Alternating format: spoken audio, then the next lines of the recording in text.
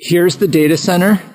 As you can see, I've already installed the mount to the side of my house. I've got the ground cable going all the way down to my ground. What I'm going to show you is in Kansas, we get a lot of wind. And as you can see, this thing can wobble quite a bit in the wind.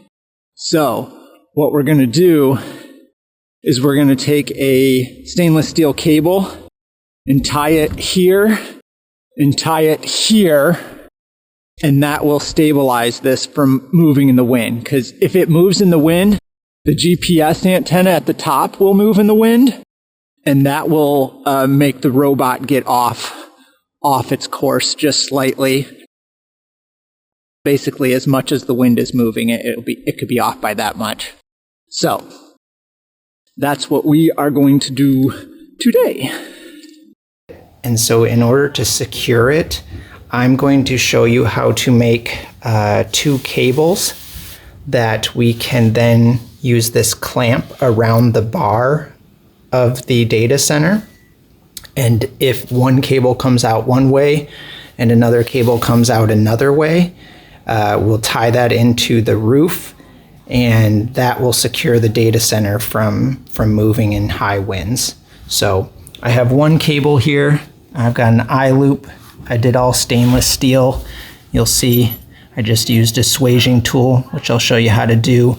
You can also buy, instead of the ferrules with a swaging tool, if you don't have that stuff, you can buy the ones where they use just a nut and a bolt to secure it. Stainless steel cable, I did about 1/16 of an inch, and then this clamp that will go around the data center pole. So yeah, let me show you how to make one of these cables. Okay, what you're gonna need if you want to do the crimp style, you need a swaging tool. Like I said, if you don't have one, you can always buy the ones that use bolt and nuts to secure it. But if you do the swaging, you'll also need the ferrules. These are little metal pieces that basically when you squeeze them with the swaging tool, they crimp onto the cable. So we're going to pull one of those out, and I'll show you how to do that. It's just a tiny little piece of metal with some holes in it. So we take one end of the cable and we put it through the hole. Okay. And then we loop it and put the other end back through.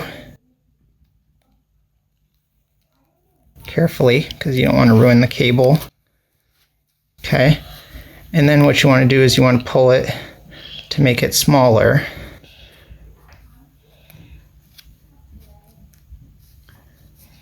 And you want to leave about 2 times the cable width. You want to leave about 2 times the cable width hanging out. And get this to the size of the loop that you want. I'm going to make a loop that fits around the clamp, so about the same size as that loop there. And then what we do is we take that little piece of metal, we open up the swaging tool all the way, and then we put the piece of metal straight up and down, closest to the loop.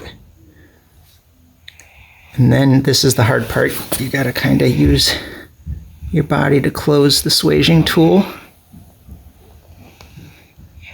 Now you can see I'm right there. Now I'm gonna squish it by closing the tool. So if you zoom out, it looks like this. Make sure it's all the way closed, and then open it back up. And what you'll see is it just crimps it. And now it won't come off, but you want to put the right amount of crimps for the size of ferrule that you're using. So I'm going to use 2 crimps. So I'm going to go ahead and crimp the second side. If you look, I'm just getting the back portion of it. Crimp it down all the way. Let go. And you can see now it's completely crimped. And this loop won't come undone. Okay? So we're going to do that to the other side. So we need to put the ferrule on the other end. Just put the cable through. And then we're going to put the eye bolt.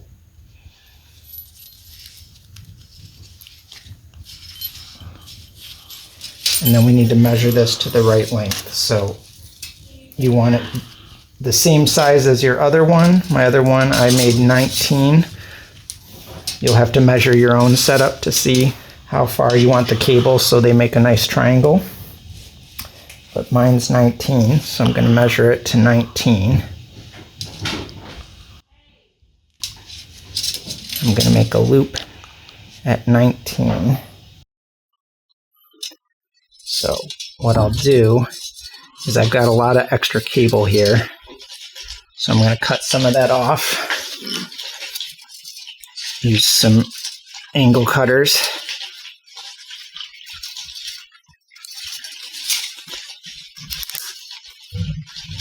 Okay. And then I'm going to take that ferrule, get the eye bolt out of the way. Same thing, just feed it back through.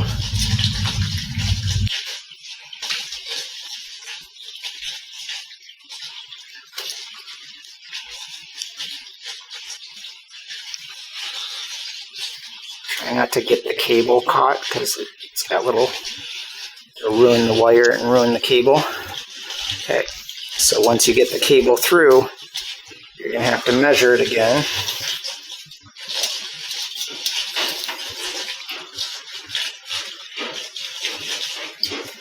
And then pull it to the size of the loop you want. So you might have to pull some of that extra through. And we're going to measure it again. Need to go a little bit shorter. So I'm going to pull that cable through. Move the ferrule down, pull the cable through. Okay,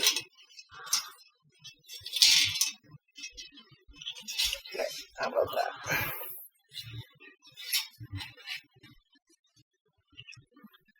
Okay, and now with the bolt, we're right at the center, 19. So that's what I want. So I'm going to hold that there. And this is where I'm going to crimp it with the swaging tool again.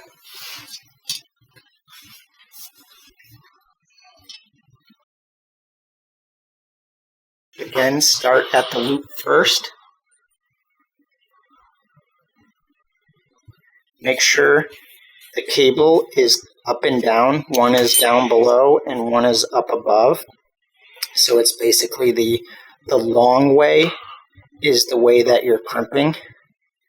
If you crimp the short way, it will not crimp well. Pull it out. There you go. You can see it's crimped. We'll do the other one.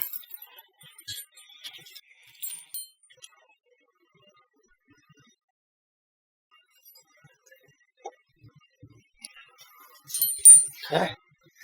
All the way down. Out. And then we've got a little bit of extra cable to cut off.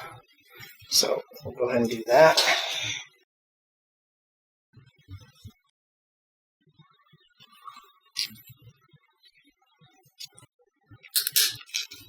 Okay.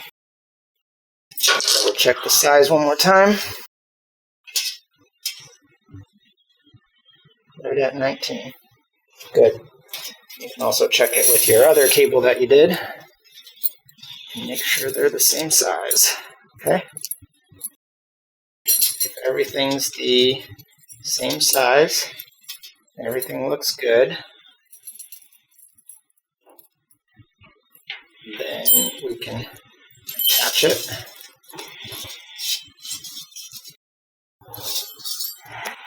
The clamp. What I've got here is 2 stainless steel cables with ferrules to make a loop that goes around a pipe clamp, and another cable, same thing, with a loop on each side, ferrules to essentially keep the loop crimp, and then screw eyes, or eye screws. And so these will go into the wall or the soffit on both sides, and the data center mounting pole will go through here, and I'll show you how to set that up. So I've showed you how to make the cable. We're going to clamp it around here and tie it off. So first thing to do is to get the clamp in a good spot. You don't want to hit the gutters with your cable, but you do want it to be kind of as high as possible to pull it in and give it as much stability. So that will be about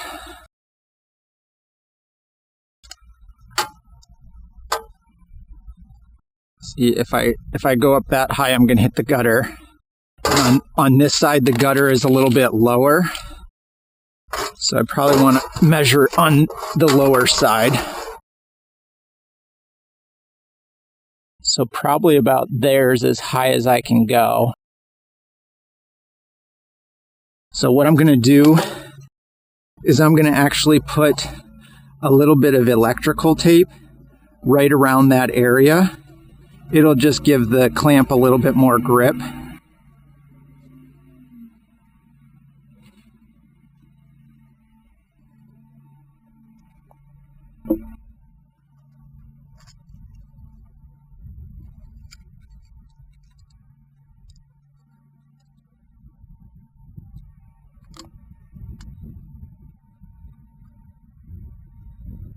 And that'll also mark where I want to put the clamp.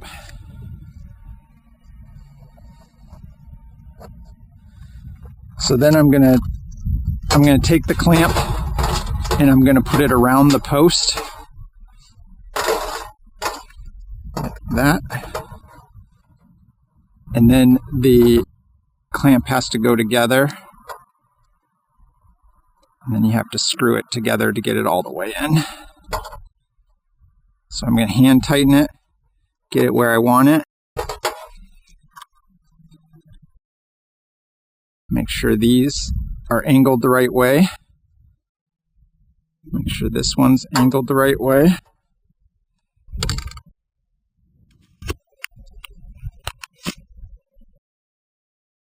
Now these go off in this direction, and I should be able to clamp that down.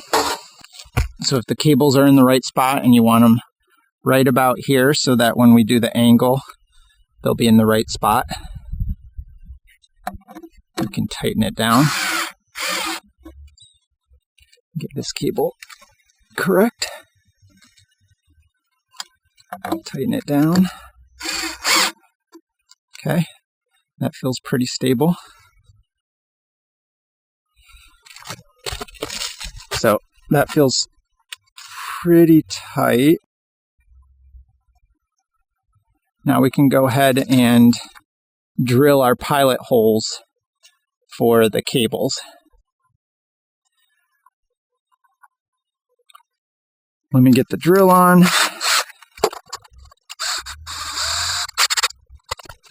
Now, you have to remember that when we drill this in, when we screw it in, it will tighten a little bit, and that's what we want. We want this to become really tight, but you do want to make sure that you pull it just slightly tight before you drill your pilot hole. So I'm going to say about there, and then when it pulls it in, it should be good. And I'm going to actually tuck this under the gutter so the hole can't get as much rain.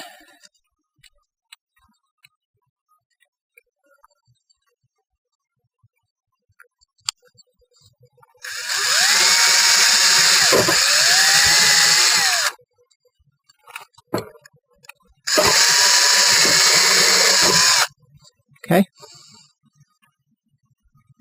That should be good. And then we're gonna actually screw this one in before we drill the pilot hole on the other so that we can get the right length on the other one.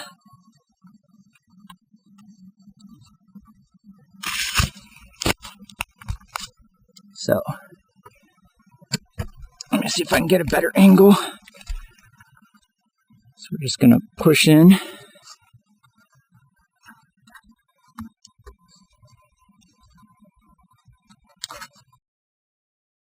Might have to pull the cable a little bit to get it out of your way. It's going to twist the cable a little bit too, which will also tighten the cable.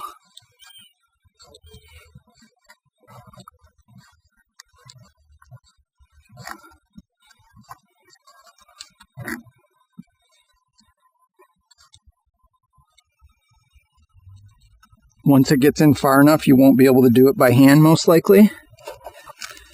So, bring your pliers out.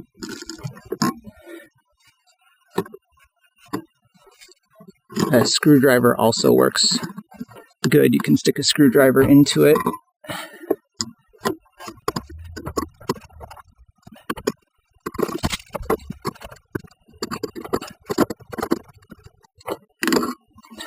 Okay. So, it's tight now.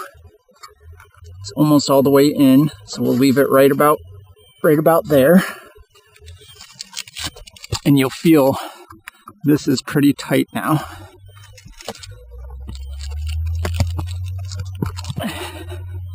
So we're going to do the same thing with the other one. We're going to measure it out.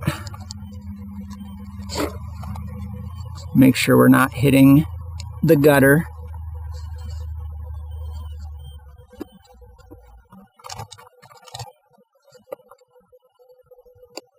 And it'll be right about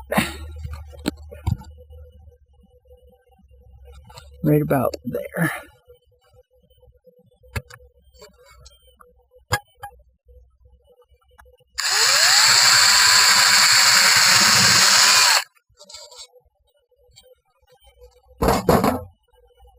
Okay. Same thing. Might even unwind this a little bit this direction, or wind it up a little bit this direction so that when I unwind it, it won't be so tight as that other one.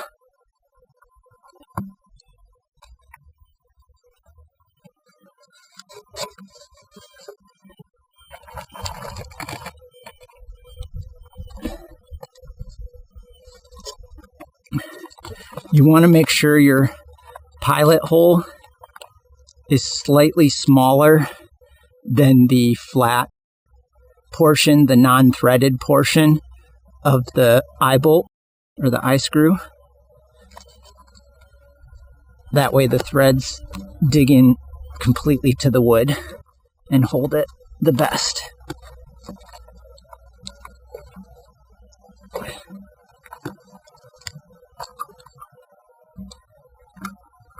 That one was actually a little bit easier to do by hand.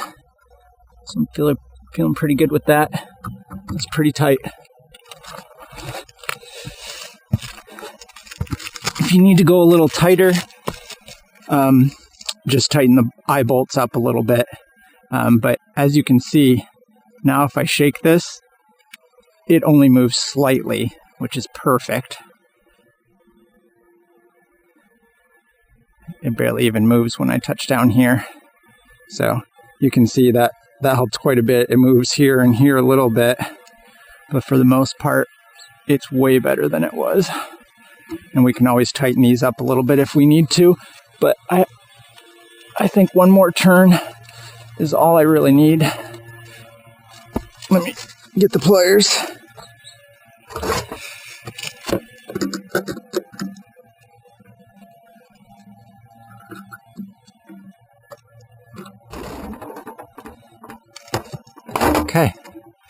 There we go. Now it barely moves at all, and it goes right back to its center position every time. So that's perfect. So that's how you install the cables to give it a little extra support. These cables did not come with the Yarbo.